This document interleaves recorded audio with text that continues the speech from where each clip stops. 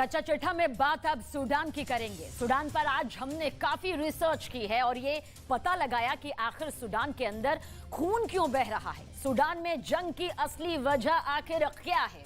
दरअसल सूडान के अंदर गोल्ड माइंस हैं और सोने की इन्हीं खदानों पर कब्जा करने के लिए सूडान के अंदर युद्ध शुरू हो गया। लेकिन सूडान की इन गोल्ड माइंस के साथ पुतिन का भी एक खास कनेक्शन है और इसलिए दावा किया जा रहा है कि रूस का वैगनर ग्रुप भी सूडान में एक्टिव हो गया।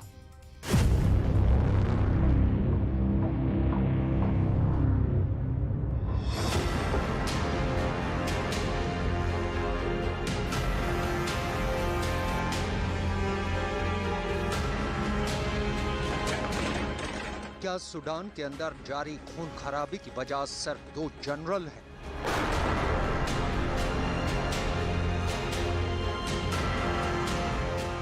एक आर्मी का जनरल है और दूसरा पैरामिलिट्री का जनरल है।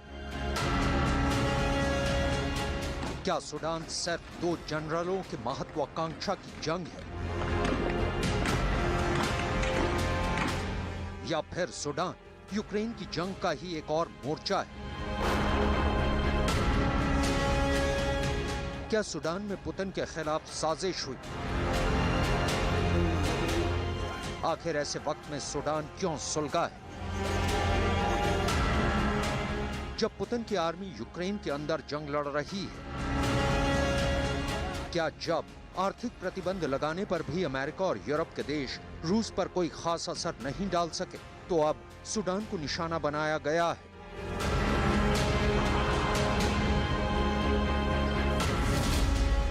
क्योंकि सूडान की गोल्ड माइंस यानी सोने की खदानों को लेकर पुतिन का सूडान के साथ पुराना समझौता है।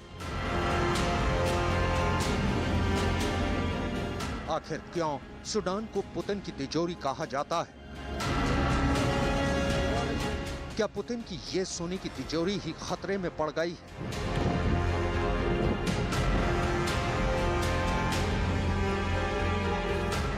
इस सवाल पर हम आगे विस्तार से बात करेंगे, लेकिन सबसे पहले आपको दिखाएंगे वो तस्वीरें जिसने पूरी दुनिया के होश उड़ा दिए हैं। दरअसल सूडान विदेशी नागरिकों से खाली हो रहा है। सूडान में रहने का मतलब अपनी मौत को दावत देना है।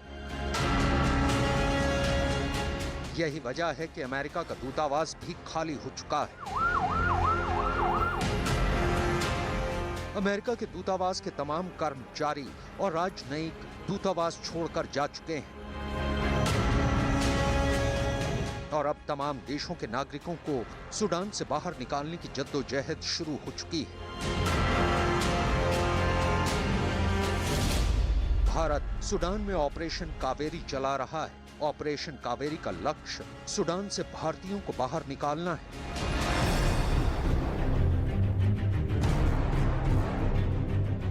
विदेश मंत्री जयशंकर ने यह ट्वीट किया है कि भारत के 500 नागरिकों को सूडान के बंदरगाह पर लाया गया है। बाकी नागरिकों को भी निकाला जा रहा है और इन सभी नागरिकों को भारत ले जाने के लिए पानी के जहाज और सैन्य वायुयान तैयार है। इसके अलावा फ्रांस और सऊदी अरब के साथ मिलकर भी भारत अपने नागरिकों को सूडान से बाहर निकालने का काम कर रहा है। नई दिल्ली में फ्रांस के दूतावास से जानकारी दी गई है कि फ्रांस ने सूडान से 338 लोगों को बाहर निकाला है। इन 338 लोगों में भारत के नागरिक भी शामिल हैं। सऊदी अरब ने भी बयान दिया है कि उसने सूडान से 66 लोगों को बाहर निकाला है और इसमें कुछ भारतीय नागरिक भी शामिल हैं। भारत अपने नागरिकों को सूडान से बाहर निकालने के लिए संकल्पबद्ध है। संकटग्रस्त इलाकों से भारत के नागरिकों और दुनिया के दूसरे देशों के नागरिकों को रेस्क्यू करने में भारत की क्षमताओं की प्रशंसा पूरी दुनिया में हुई है। कई रिपोर्ट्स का दावा है कि सूडान के अंदर 3000 से ज्यादा भारतीय नागरिक हैं। सभी भारतीय नागरिकों को बाहर निकालने के लिए सऊदी अरब के जिद्दा में भारत ने 2 मिलिट्री एयरक्राफ्ट C-130J तैनात कर दिए हैं। इसके अलावा सूडान के एक बंदरगाह में भारत ने अपने नेवल शिप INS सुमेधा को भी तैनात कर दिया है। पूरी दुनिया के तमाम देशों में इस वक्त अपने नागरिकों को सूडान से बाहर निकालने की होड़ लगी हुई है। ये डच मिलिट्री प्लेन की तस्वीरें हैं। सूडान से लोगों का रेस्क्यू किया जा रहा है।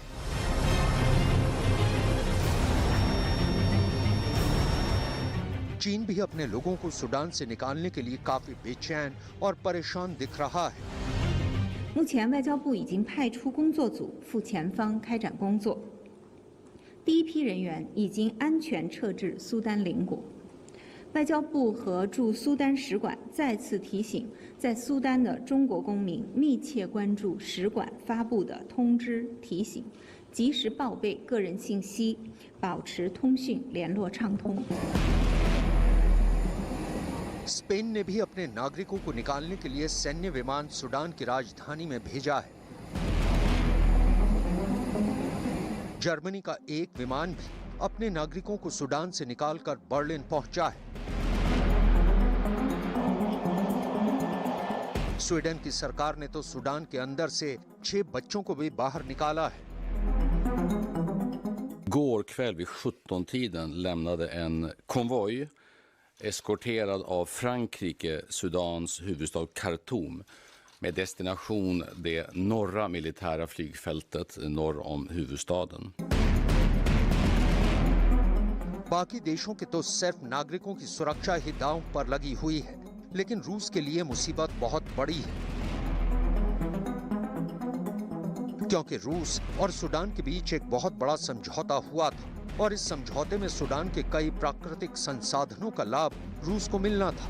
रूस पर अमेरिका और यूरोप के देशों ने कई आर्थिक प्रतिबंध लगाए, लेकिन इसके बावजूद भी रूस की अर्थव्यवस्था पर कोई खास असर नहीं पड़ा। इसकी वजह यह भी है कि रूस के कई अफ्रीकी देशों में निवेश है, जहां से पुतिन की सरकार को आर्थिक लाभ हो रहा है। इजिप्ट जैसे एक अफ्रीकी महाद्वीप का देश तो रूस को रॉकेट्स की सैन्य मदद भी भेज रहा है।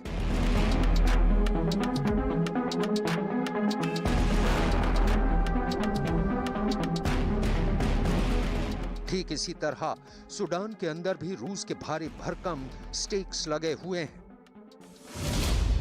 साल 2017 में सूडान के तत्कालीन राष्ट्रपति उमर अल बशीर ने रूस का दौरा किया था। मॉस्को में बशीर ने पुतिन के साथ कई समझौतों पर हस्ताक्षर किए थे। इस समझौते में तय हुआ था कि लाल सागर के एक बंदरगाह में रूस का नौसेना बेस बनाया जाएगा। इसके अलावा सूडान की गोल्ड माइन को लेकर भी करार हुआ, जिसमें यह तय हुआ कि रूस सूडान के अंदर गोल्ड प्रोडक्शन को बढ़ाएगा।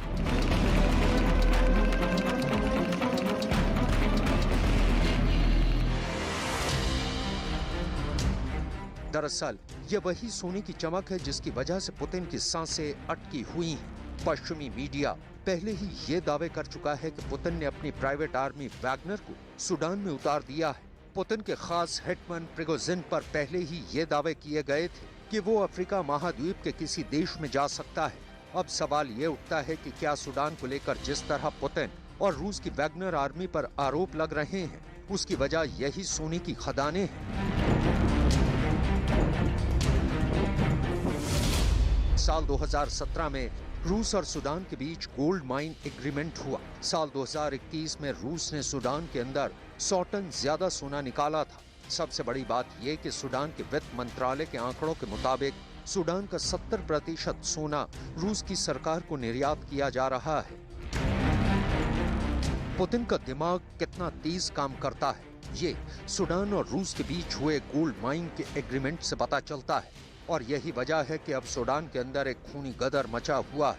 क्या अमेरिका सूडान को अस्थिर करके वहां पर रूस के राष्ट्रीय हितों को कमजोर करना चाहता है?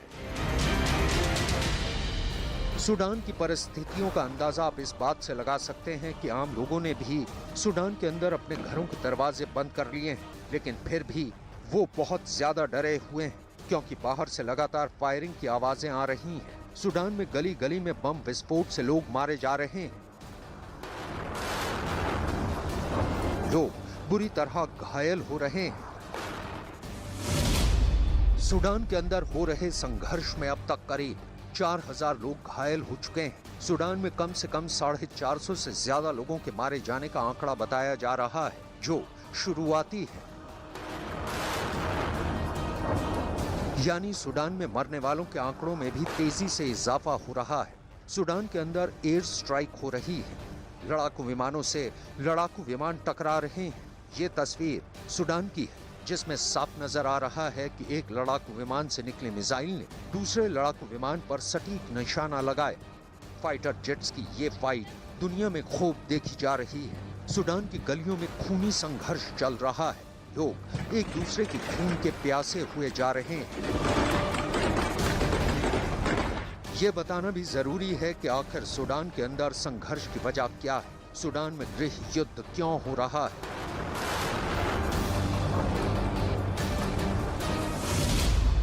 सूडान में लड़ाई आर्मी और पैरामिलिट्री फोर्स की हो रही है। आर्मी के चीफ जनरल अब्दुल फतेह अल बुरहान हैं और पैरामिलिट्री आरएसएफ के लीडर हैं मोहम्मद हमदान डगालो।